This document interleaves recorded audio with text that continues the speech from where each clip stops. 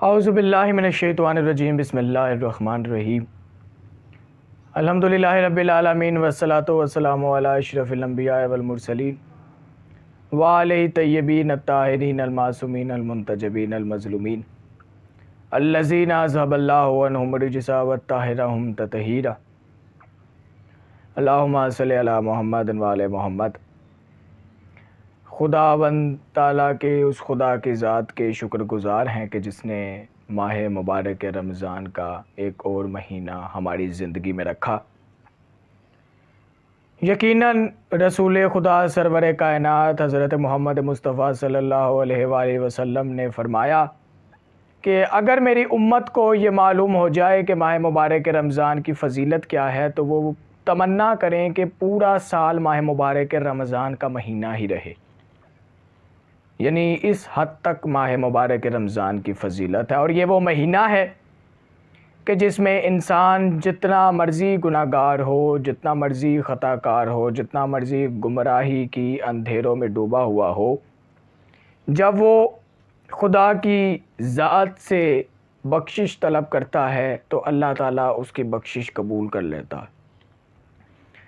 میرا موضوع جو دعا کی اہمیت کے حوالے سے چل رہا تھا، یقیناً میں نے پہلے بھی عرض کیا کہ دعا کی بہت زیادہ اہمیت ہے، انسان کو دعا مانگنی چاہیے۔ انسان نماز میں ریاکاری کر سکتا ہے، انسان دنیا کے ہر عمل میں ریاکاری کر سکتا ہے، لیکن انسان کو دعا جو اللہ سے مانگنی ہے وہ سچے دل سے مانگنی چاہیے، کسی کو دکھانے کے لیے نہیں مانگنی چاہیے۔ جب انسان سچے دل سے اللہ کی بارگاہ میں دعا مانگتا ہے تو اللہ تعالیٰ اس کی دعا کو قبول کرتا ہے۔ جس طرح میں نے پہلے بھی عرض کیا تھا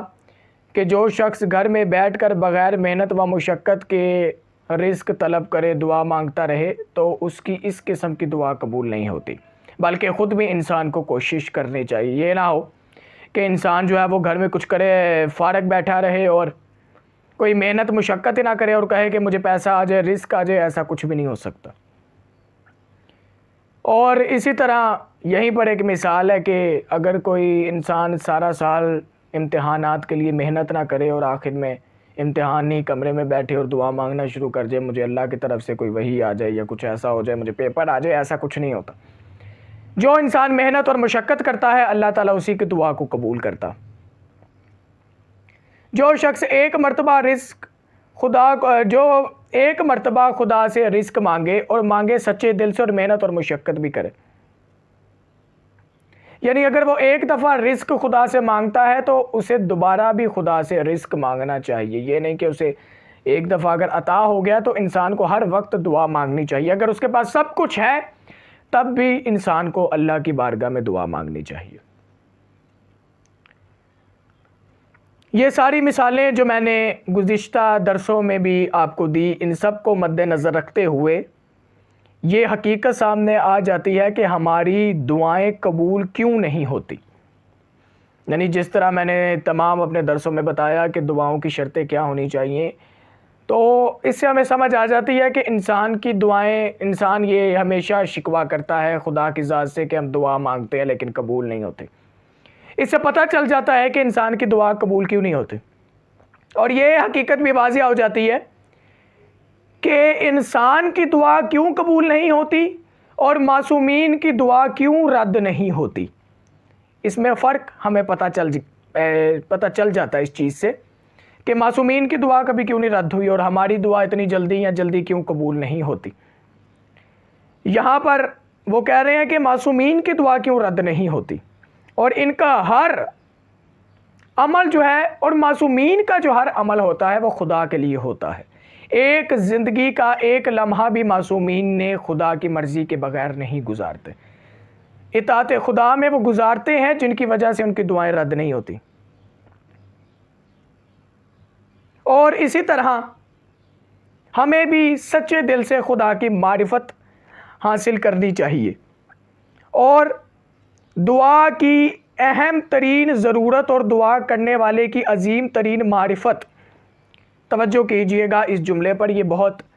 صحیفہ کاملہ میں بڑا معتبر جملہ لکھا ہوا ہے کہ خدا کی اہم ترین دعا اور دعا کرنے والے کی عظیم ترین معرفت کو دیکھنا ہو تو کربلا کے میدان میں دیکھیے، اگر دعا کی اہمیت اور اس کی معرفت کو دیکھنا ہو تو کربلا کے میدان میں دیکھیے۔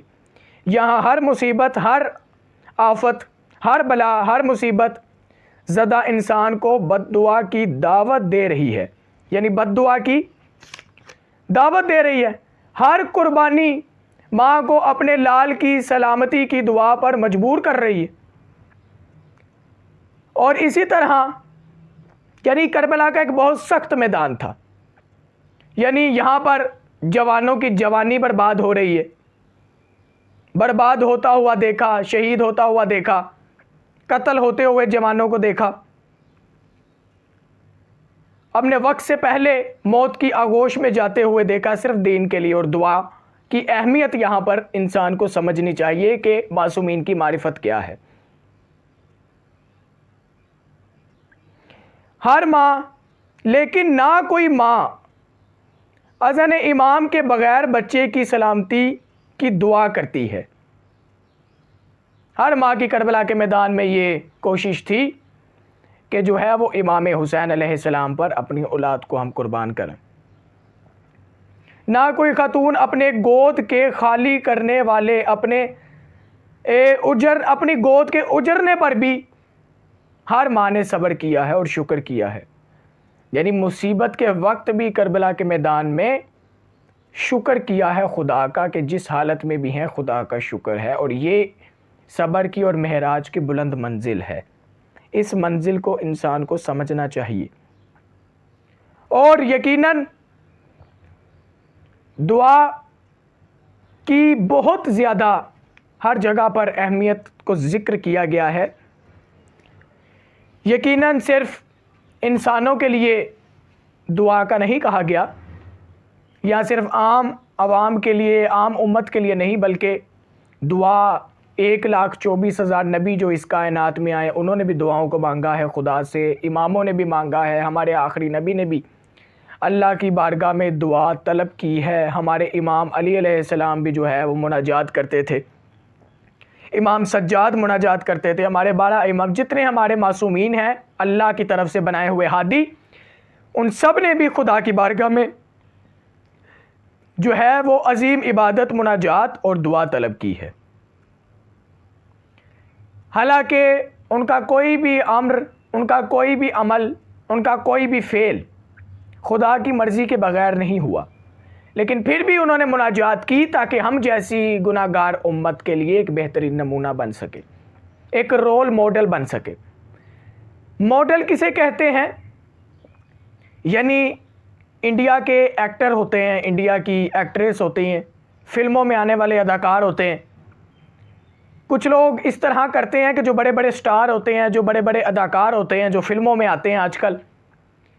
ان کو دیکھ کر ان کے مطابق اپنی زندگی کو بنانا شروع کر دیتے ہیں۔ وہ ان کے لیے ایک رول ماڈل ہوتا ہے، وہ ایکٹر ان کے لیے ایک رول ماڈل ہوتا ہے، چاہے وہ لڑکی ہو، چاہے وہ لڑکا ہو، چاہے وہ عورت ہو، مرد ہو، ان کے لیے ایک رول ماڈل بن جاتا ہے عوام کے لیے، کیونکہ وہ عوام انہیں پسند کرتی۔ تو جس طرح وہ زندگی گزارتے ہیں وہ بھی کوشش کرتے ہیں ہم گزاریں، جس طرح وہ پہنتے ہیں وہ کوشش کرتے ہیں ہم بھی ویسے ہی پہنیں، جس طرح وہ اپنے بالوں کا، اپنے جسم کا اپنا ڈیزائن بناتے ہیں، اسی طرح وہ عوام بھی کوشش کرتی ہیں ویسے بنائیں۔ اسے کہتے ہیں رول ماڈل، یعنی کسی کی ادا کو بندہ اپنا لے، کسی کی ادا کو۔ ائمہ معصومین نے بھی اپنا رول ماڈل ایسا پاکیزہ رول ماڈل بنایا کہ عوام کے لیے ایک بہترین اور پاک بہترین نمونہ رول ماڈل بن سکے۔ انہوں نے بہترین خدا سے مناجات کی، بہترین کوئی بھی عمل خدا کی مرضی کے بغیر انہوں نے نہیں گزارا،